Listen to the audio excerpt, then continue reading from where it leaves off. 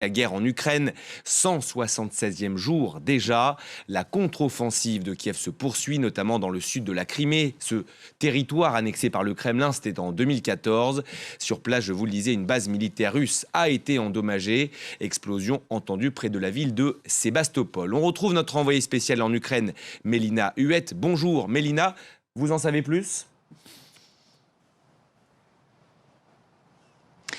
Écoutez, Florent, vous l'avez dit, cette péninsule annexée en 2014 est la cible de nombreuses frappes depuis un peu plus d'une semaine, alors qu'elle n'avait jamais été visée directement par les Ukrainiens depuis 2014. Donc plusieurs frappes ont été recensées cette nuit à deux endroits très stratégiques. Tout d'abord à Kerch et à Sébastopol. Alors pour recontextualiser un petit peu, Kerch, c'est totalement à l'est de la Crimée, de cette péninsule.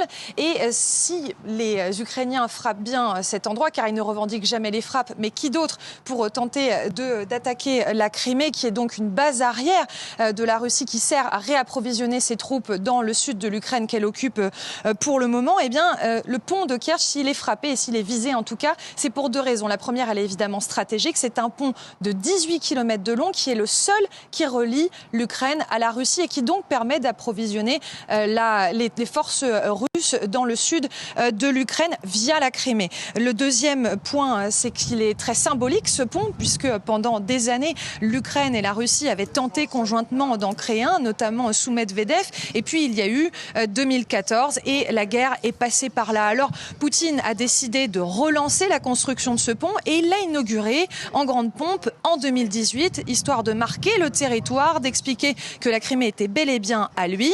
Et donc le deuxième endroit, donc ça c'est la première partie des frappes qui ont été recensées cette nuit, et la deuxième partie c'est à Sébastopol. En réalité c'est pas vraiment Sébastopol qui est visé, c'est plutôt l'aérodrome de Belbek, le plus gros de la Crimée, qui a été frappé déjà il y a 3 semaines par les Ukrainiens a priori, et qui a empêché une parade militaire de l'armée russe. Mais c'est surtout un aérodrome, donc il y a potentiellement un intérêt militaire à frapper cette base-là. Il faut savoir que les Ukrainiens affirment que depuis quelques jours, les Russes ont rapatrié plus de 24 avions et 12 hélicoptères de combat depuis la Crimée jusqu'à la Russie, on ne sait pas exactement où.